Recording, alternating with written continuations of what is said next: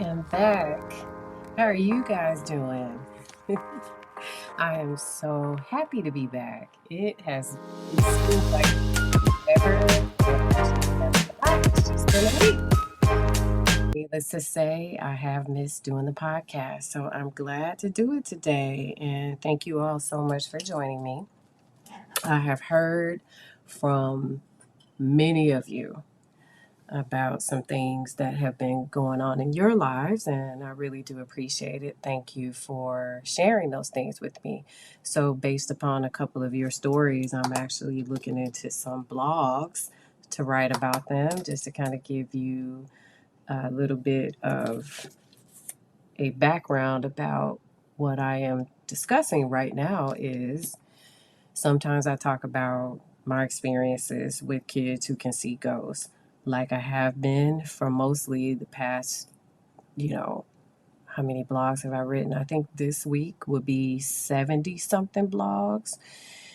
In the middle of writing about my experiences in psychology and also my experiences with kids that can see ghosts, I'm getting some requests to talk about special education, for example, special education process. Sometimes parents don't know who to ask, and I feel so blessed that you all may take the opportunity to ask me because I'm surely going to tell you. I had a parent recently ask me about getting a parent advocate. So I wrote about that about 2 weeks ago. So every now and then, I think I have a duty to answer other questions outside of kids that can see ghosts. And that's what I'm here to do because I'm here to help the public and I'm going to do it within reason. Disclaimer, I am not a therapist right now, and I am not a therapist on this podcast. Some of the questions I have not answered, I have referred you back to your therapist to get those answers.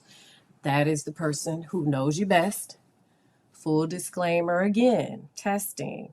If your children have been tested or if you have been tested, you all have got to go back and ask the psychologist who tested you or your kids specific and detailed questions. I am not the right person to do that because I don't know you and I have not worked with your kids.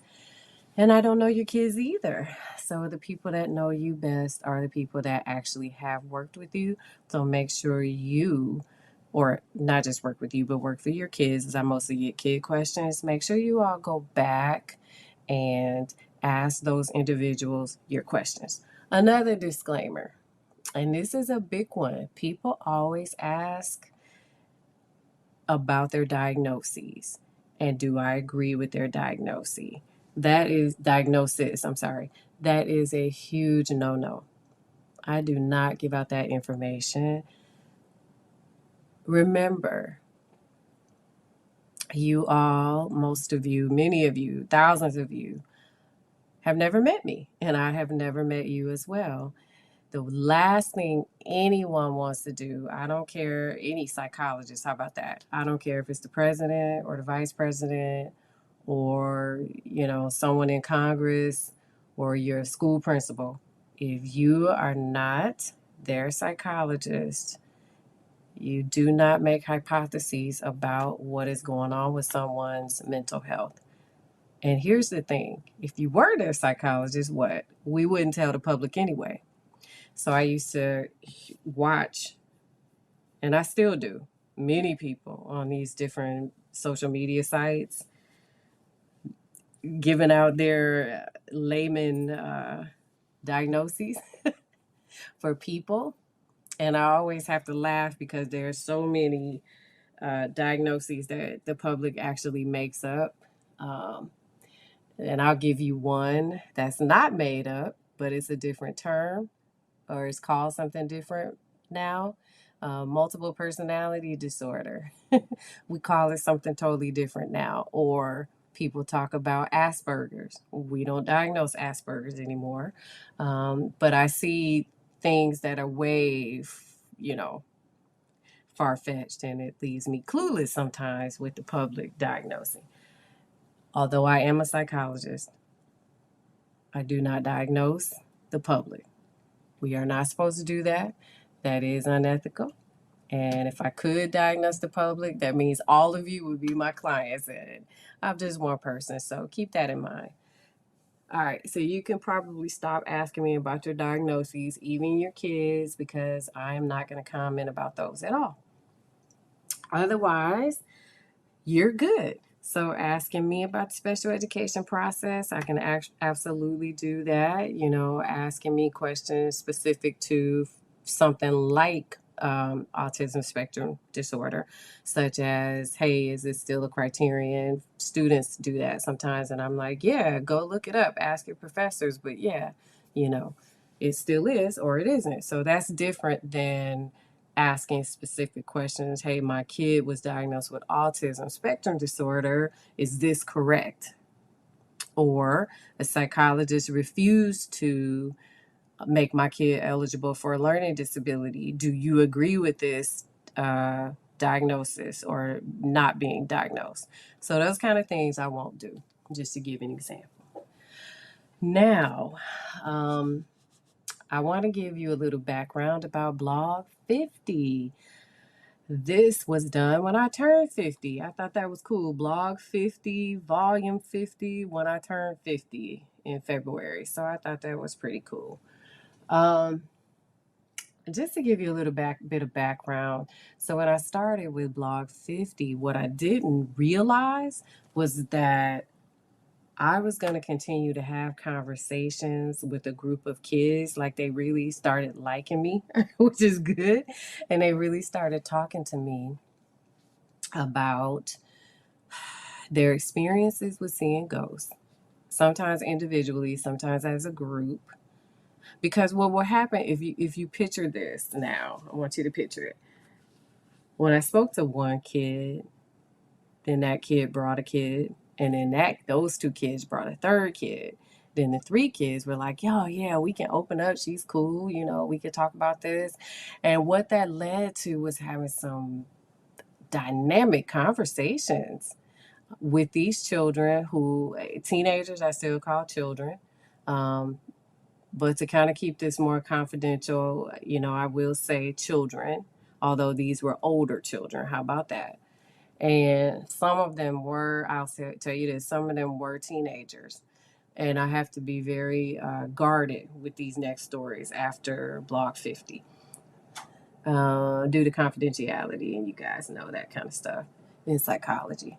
I don't have to preach to the choir about it. So when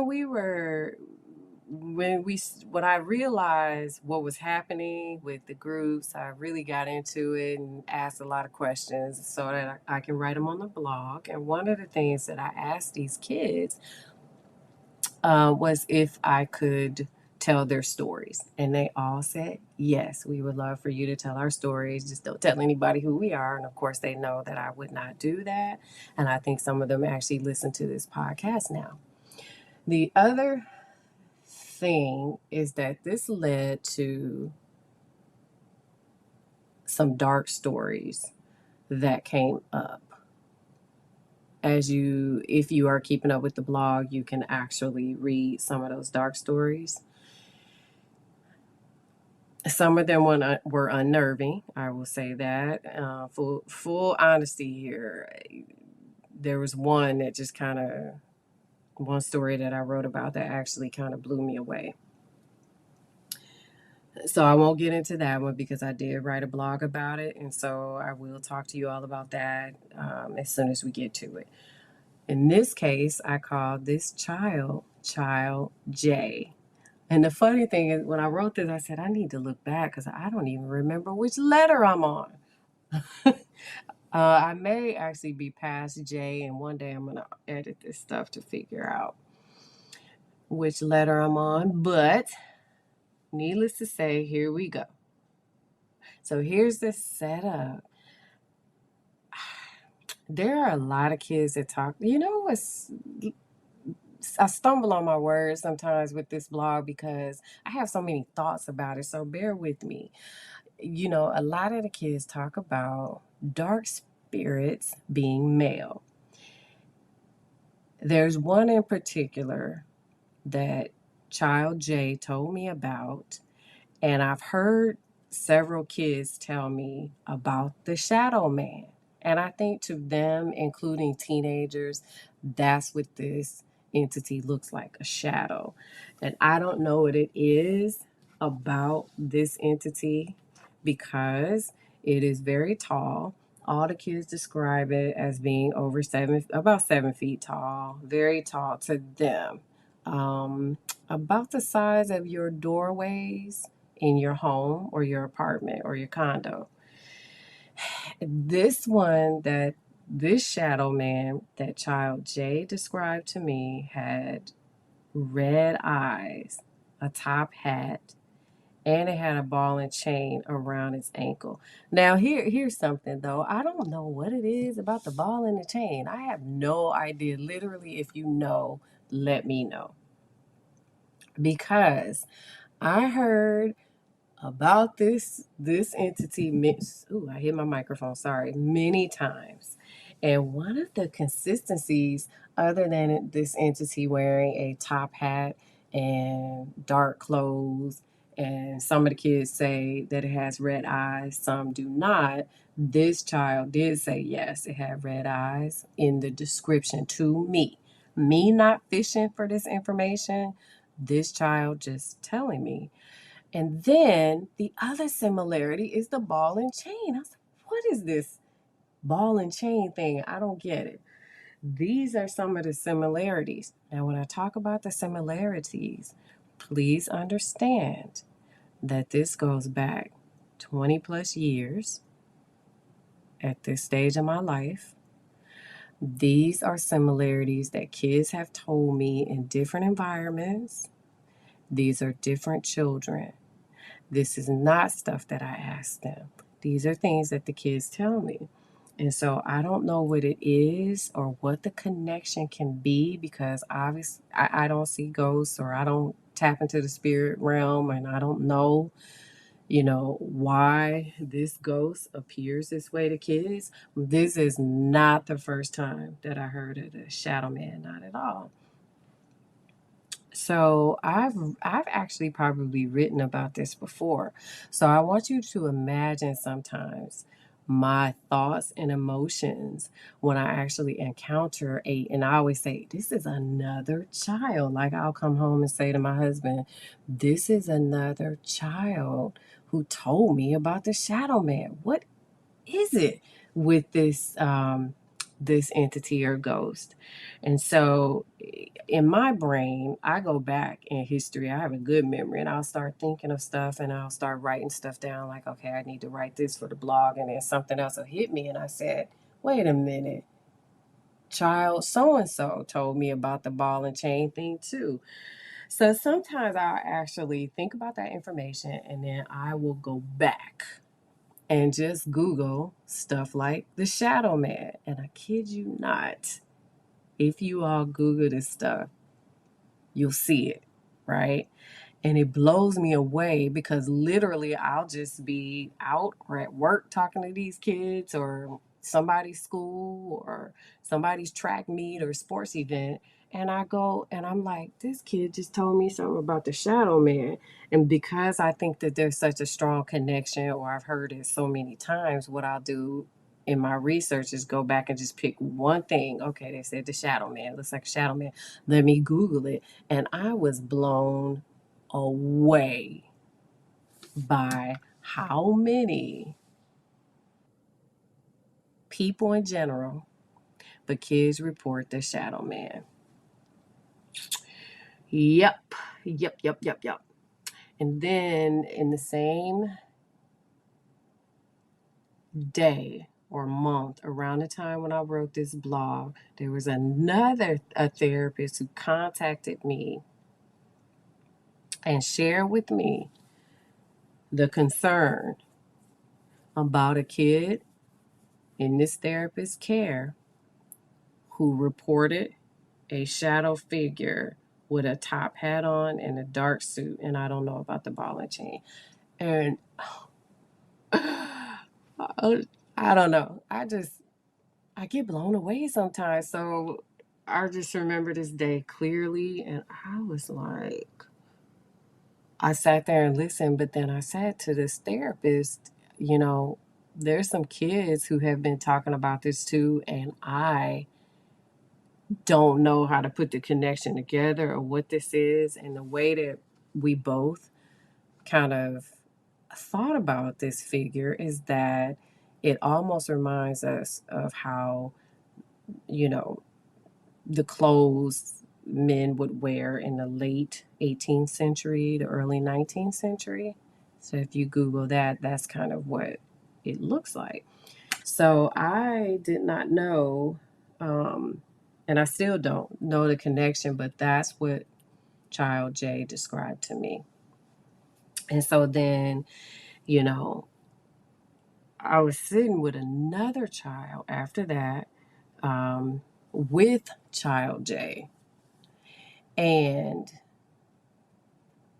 I kind of already knew that this second kid could see ghosts because this kid's mother told me. And this mother has other children who can see ghosts. And so this mother decided to take it upon herself to take care of, you know, this, what, how she described it, this ghost problem in her home. So I decided to meet with this kid just to make this mom feel better. And I wrote up the conversation on my blog, and I won't repeat it to you. You can kind of read over it, and I'm going to tell you live on this podcast kind of what we talked about, because there was a couple of things that we talked about. So one was the description of the shadow man. The shadow man walks into the bedroom of this kid. And when it walks into the bedroom, it specifically looks at this kid's sibling. The sibling is sometimes unaware of it. This sibling can also see ghosts, so knows that it truly happens, but sometimes the sibling is asleep. And the child that told me about it, so this is child number 2, was telling me that she or he did not want to move because of the fear of the shadow man, and didn't want to move because the shadow man was just walking across the room, the bedroom. And this kid, number 2, just kind of laid under the covers and made the choice not to move, but to just watch. And so the shadow man just walked across the room and walked past the sibling and the child that was talking to me. So child 2 was just kind of watching the whole thing, terrified, and gave a description of it, which was similar. I didn't write this on the blog, but now that I think about it, which was similar to what Child J was telling me. And the reason that I cut off the conversation with Child J is because I didn't finish on that day. This conversation took over.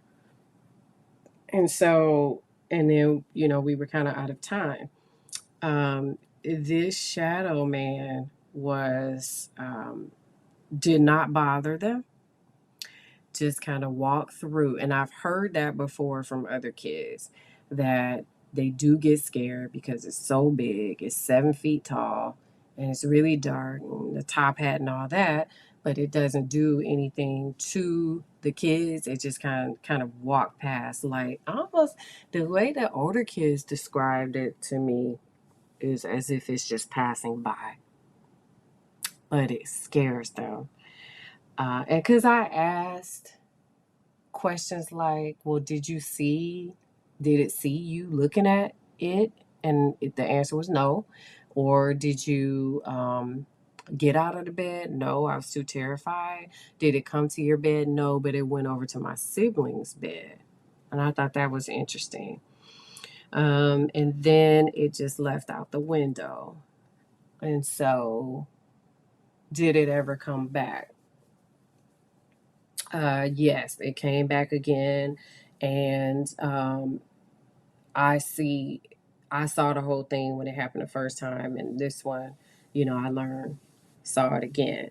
And so it was just, I had a, I was able to ask a lot of questions. Like with the older kids, you can ask a lot of questions. If they feel comfortable, they'll tell you.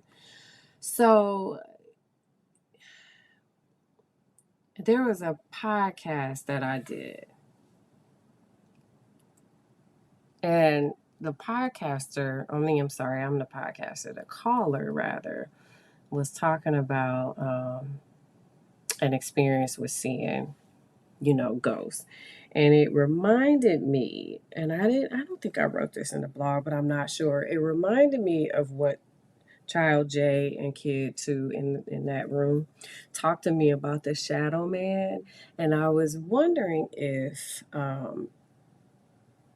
you know, this was something that has been happening for years and years and years. So I started doing the research, as I mentioned, and then the earliest article I can find about some of this stuff was a long time ago, back in the 40s, 50s, people started writing about this stuff. So I was like, my goodness, this has been going on for quite some time, you know. And so with these two kids, they've said they've been seeing ghosts all their lives and they still do. And so these were also the kids that also told me about a female ghost, which is in a story, a blog, I think later on after this one.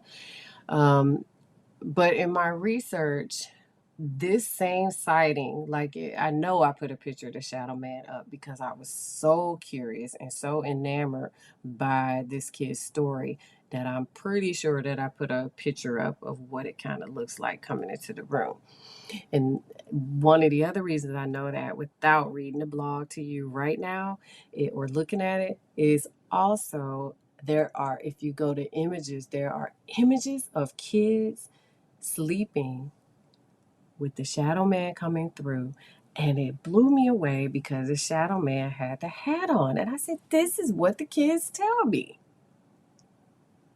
This is what the kids tell me. Now, you can argue these kids are making it up, and you can argue that they're just telling me because I read the blog, but I totally believe the kids. And the one reason that I believe them is because what benefit would it be for them to lie about it? That's the first thing. The second reason I believe them is because other kids have told me this. Something similar to it. Even go back to Child A, because Child A talked to me about this shadow as well. So there's another reason. Let me go back. A third reason.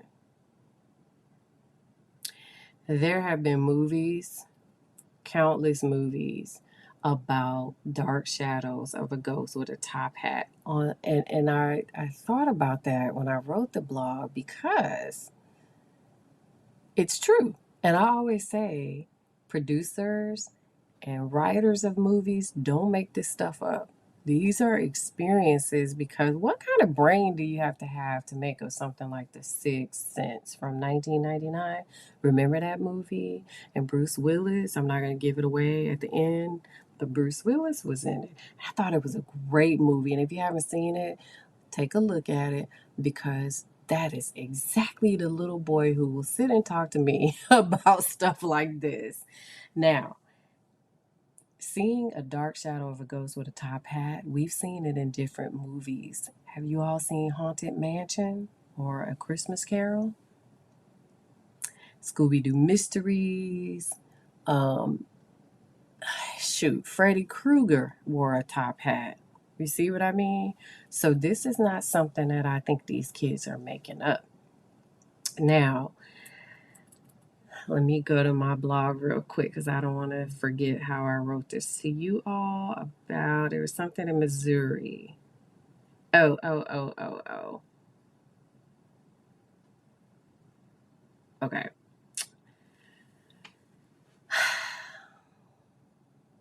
In Missouri,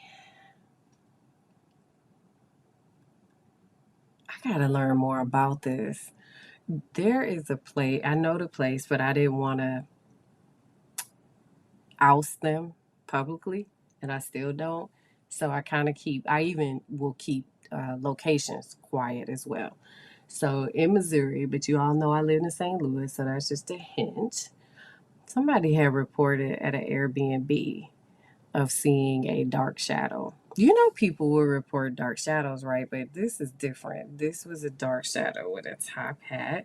And so, as I was researching, I stumbled upon this, and I thought to myself, good old St. Louis, you know, it is article after article about this stuff. And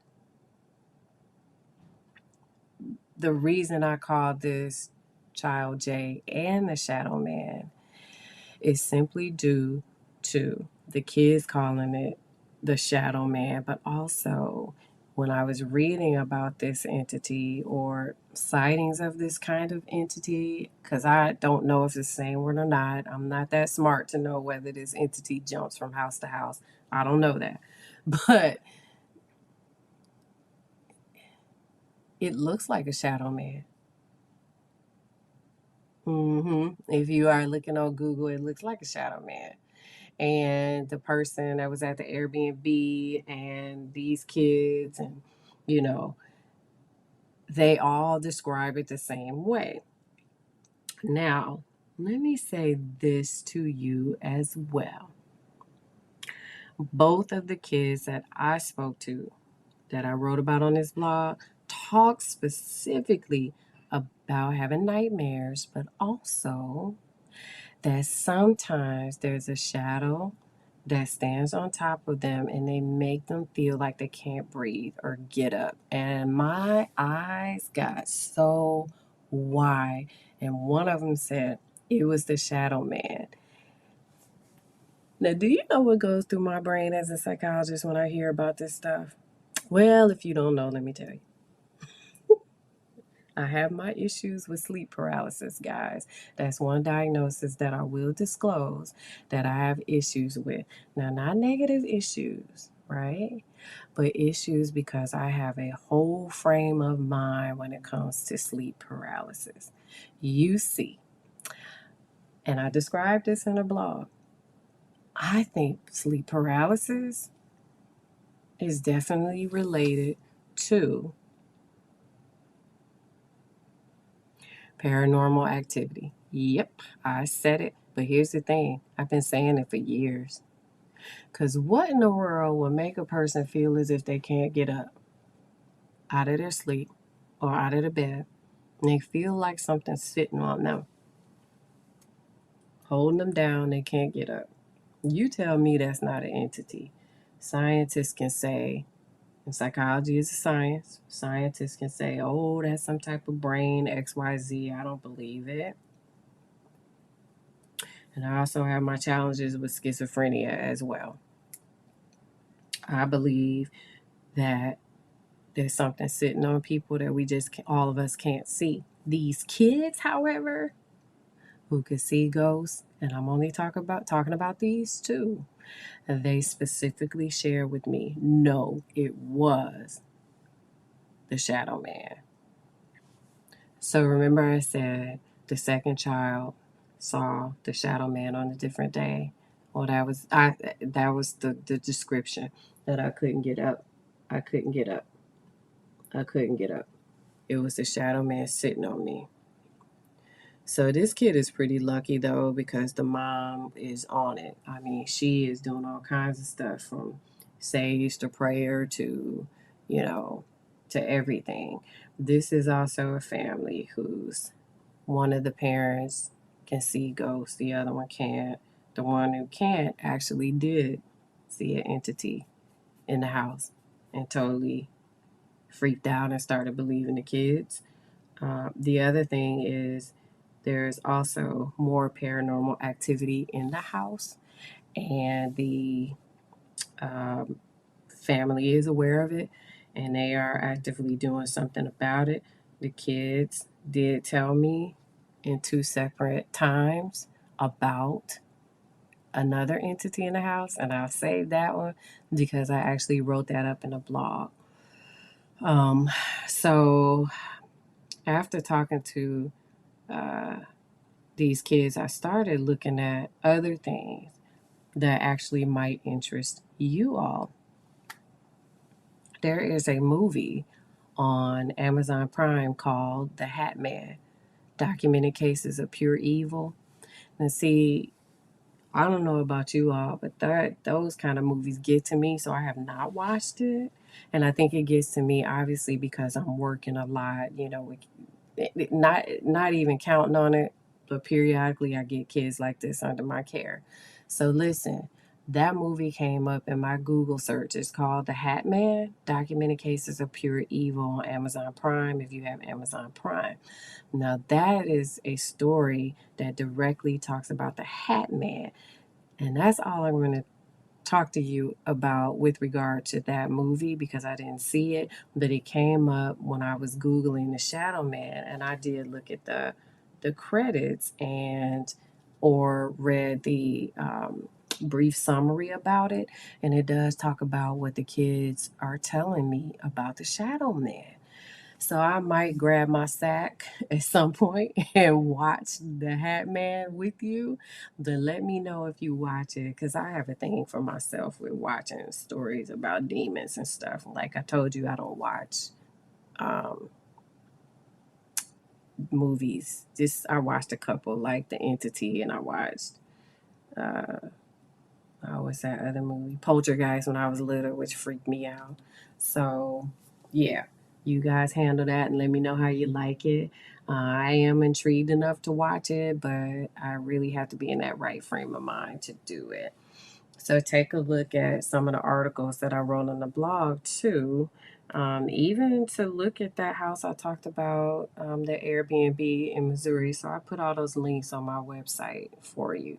But yeah, so I don't truly plan ever to meet kids like this. It literally just happens. And the funny thing is, I try to not talk to kids when I'm on vacation and stuff like that, just because I'm like, let me just decompress. And every time we go on vacation, there's one kid who has to talk to me. And it happened again. And I can't turn the kid away, so I just sit there and listen. So this is what happens to me, and it's been happening for a long time. For years I've been listening to stories like this, and so I decided that I'm going to start writing this up. Now, there is a part 2 to blog 50, although I didn't say there's a part 2 on the blog. There is part 2 because the conversation continued for several for several weeks. So the next blog is still about child J, but we're going to go back to um, child number 2, who I actually called child K. And it gets really interesting. I want to start it today, but I'm not because I need a little bit more time because that one is longer. So make sure you read that blog before you come to the website. So I mean, for to the podcast, I'm sitting here looking at it.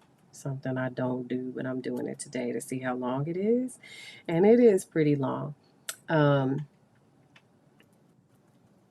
yeah, it's kind of long. So we're gonna talk about child J, continue that, and we're gonna talk about child K. Child J had a lot to say, but wait until you hear about child K. That is an interesting child. And then after that, we're going to talk about sleep paralysis in 2 weeks. And I am going to talk about that psychologically, but I'm also going to talk about that from the paranormal perspective as well. So take this from me today that you never know when this is going to happen to you. What I mean by that is you never know when you are going to encounter a kid like this or an adult. Most recently, I had talked to an adult who said, "Oh, shoot, I see ghosts all the time." And I was just like, is this like a simple thing?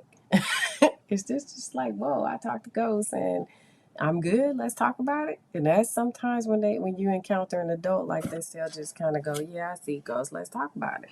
So I'm just like, okay, well, can I like write it on my blog? Sure. I don't care who knows. I can see ghosts. So to be prepared because these things kind of happen like they do. And I've had some therapists who are like, oh my God, you said it was gonna happen. You did. You told me it was going to happen in this field, and it will. If you are in the field of psychology and it has not happened to you, it will. So I'm going to end on that note. You all have a great up and coming weekend, and I will see you all next Wednesday. Make sure you check the blog. This week, I am going to write about darkness on Friday because I have to. All right. I'll see you later. Thanks for joining me. Bye bye.